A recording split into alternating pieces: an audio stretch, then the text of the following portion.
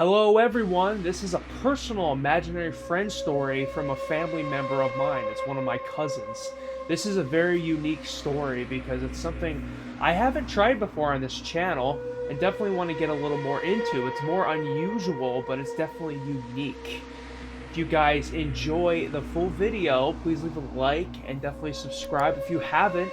And please share on social media. I appreciate all your support and look forward to more unique and interesting videos to come. Guys, I hope you enjoy the video. Stay tuned till the end because this is a very unique ending to this story. Bye-bye now.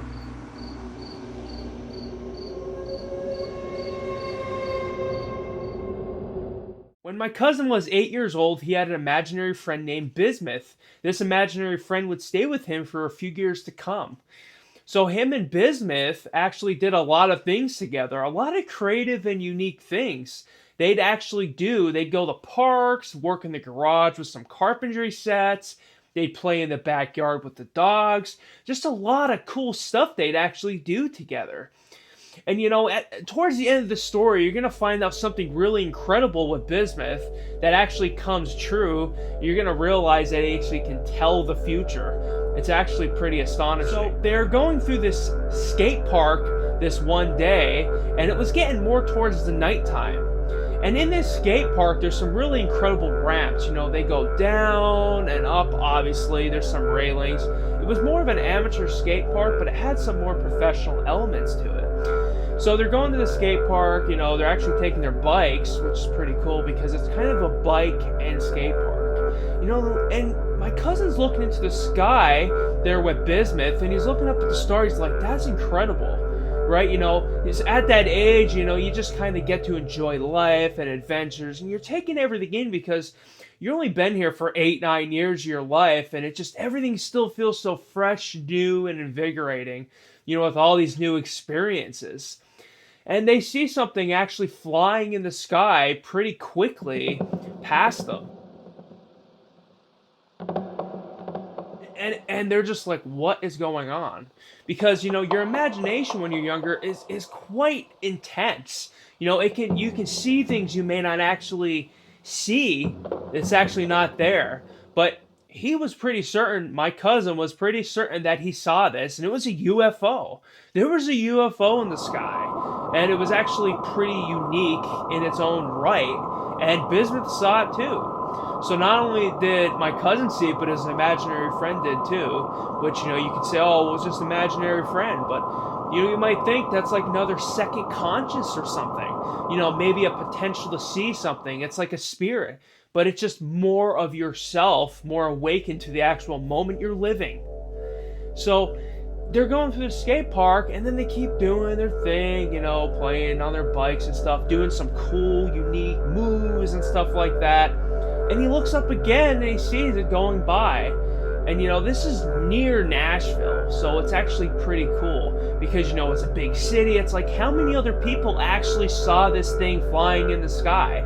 You actually have to wonder to yourself, has this been seen by anyone else? And this was in the early 2000s, mind you. So you have to wonder, like, I wonder who else saw this night, this unique experience. So he's just like, anyways, just gonna keep playing my bike. He was a little spooked out at the time, that's for sure.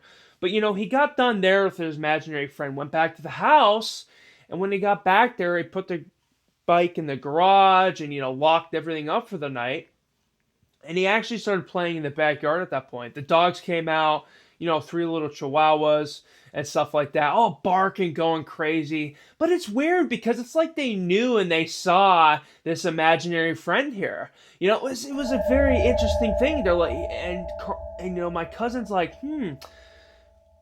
it's weird because these dogs are reacting not only to me, but they're reacting to my imaginary friend, which is unique, right? Because just a little while ago, we saw the UFO in the sky, or UAP, whatever you might actually want to call it, because nowadays you can really call it either of those things, depending on what you see. And the dog seemed to be barking at his imaginary friend. It's like It's like the things from the UFO actually may have portrayed or projected something into his imaginary friend that allowed the ability for animals to see the imaginary friend. That's what's so incredible about this whole experience. So, he's walking through the yard playing and stuff, messing with, he has a little sand area, with his toys and stuff like that, building some little structures in the sand and doing some unique things like that. And, he's starting to think to himself and pondering more so than usual, why are the dogs barking at my imaginary friend? It's like they know he's not there. I really know he's not there, but, it's just kind of nice to have that company. And he's thinking to himself, okay, what's going on here? I just saw a UFO, and now the animals can see my imaginary friend. This is really strange. Something weird is going on here. This doesn't make much sense to me. It's just a really odd experience. It kind of started giving him the chills. It kind of put him off kilter a little bit. Like, okay, what am I going to do next? So he goes in and talks to his dad. He's like, hey, do you see anyone else here? And he gets spooked. He's like, what do you mean you see anyone else here? There better not be anyone on my property. So he comes out with his son, and he sees nothing. But the dogs are still barking in that vicinity. He doesn't really know what to think about it. And he's like, is there someone back there? He starts yelling. His dad starts yelling to see if there's any intruders or something like that. If there's someone actually back in that area. It's a unique thing. It's like, is there really someone back there at this point? So actually he goes back there with his dad, and the dogs follow because then, they're not doing anything else at that time anyway, and they were already out there. So they go back to the area. It's more dark back there. There's a shed to the right with a light on it. But in the back, there's a lot of trees and a fence line. And actually you see some glowing red eyes back there. Is that a link or a correlation to the UFOs he saw that day? We're not really sure, actually. And to this day, he doesn't know what the link was. But as soon as he got close to this entity or being, whatever it might be, mind you, there would be no bears in this area. This is a heavily populated area. And it runs off. You could hear it running. It was like hoofy. It was like, like there's something escaped the zoo or something. We don't actually know. But now we know what the dogs were barking at. It was actually pretty terrifying at the time for my cousin and my uncle. It's truly a true horror story for them to actually encounter. But, they go back. He's like, son, come inside, enough of this. So they go back inside the house, lock up for the night, leave the lights on outside, just keeping an eye on everything. And my cousin and his imaginary friend go in the room, play some PS2. They're playing games and stuff like that. Obviously, he has a second controller, was actually playing it, right? But it's that experience of having that imaginary friend that also kept him comforted outside in those experiences with the UFO and the creature in the backyard. He's playing the game and just kind of enjoying it, and the pups are next door and stuff like that. And it's just such a relief at this point, having the shades closed and, it's night, getting ready for bed on a nice summer night. And, just trying to forget about everything that happened that day.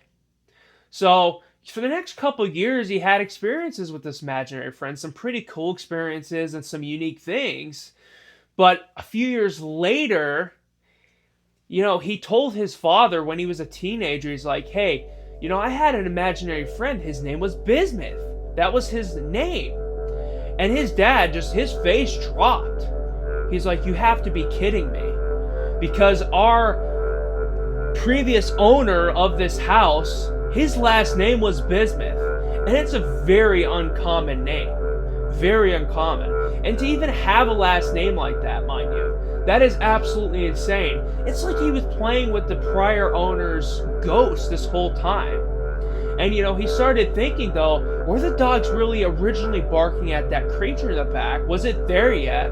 Or is he barking at the imaginary friend, which is actually this guy's spirit? It's like he knew they lived there, so he comforted him, in spirit form to help give him some friend before he actually started getting a lot of friends in high school.